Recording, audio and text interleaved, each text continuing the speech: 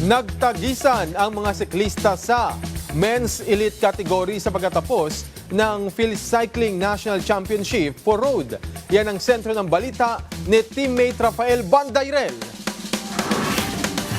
Umataw ang pinakamatitigas na siklista sa Pilipinas sa huling araw ng 2025 Phil Cycling National Championships for Road nitong Biyernes. Mula sa Praying Hands Monument sa Sky Ranch, Tagaytay, sumulong pababa ng Tuy, Batangas ang men elite competitors kung saan nagpaikot-ikot sila ng mahigit 5 oras upang kompletuhin ang 215-kilometer circuit. Ang katumbas niyan halos katulad ng distansya mula sa kilometer 0 sa Maynila hanggang sa probinsya ng Pangasinan. Sa dinami-dami ng mga sumali, nang ibabaw ang experience ng veteranong national team member na si Marcelo Felipe ng Victoria Pro Cycling Team. Tinapos ng 35 anyos na siklista ang karera sa loob ng 5 hours, 2 minutes and 25 seconds. Ang pinaka-challenging na ito kasi yung distance, siyempre di naman siya ganun kahaba.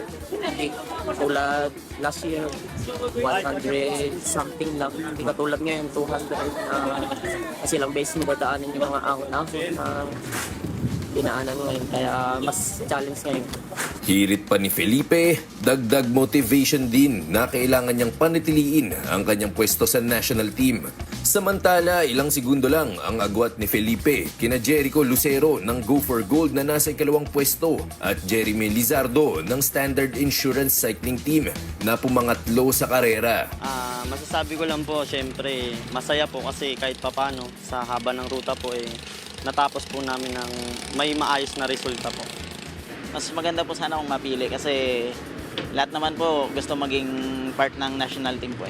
Sa unang pagkakataon din, nakatambal ng Phil Cycling ang National Anti-Doping Organization o FINADO upang panatiliin ang integridad ng sport ng cycling sa Pilipinas. Dito na nagtatapos ang National Road Championships ngayong taon, pero di rin magtatagal ay magbabalik sa aksyon ang Phil Cycling dahil sa Abril, aarangkada na ang Tour of Luzon.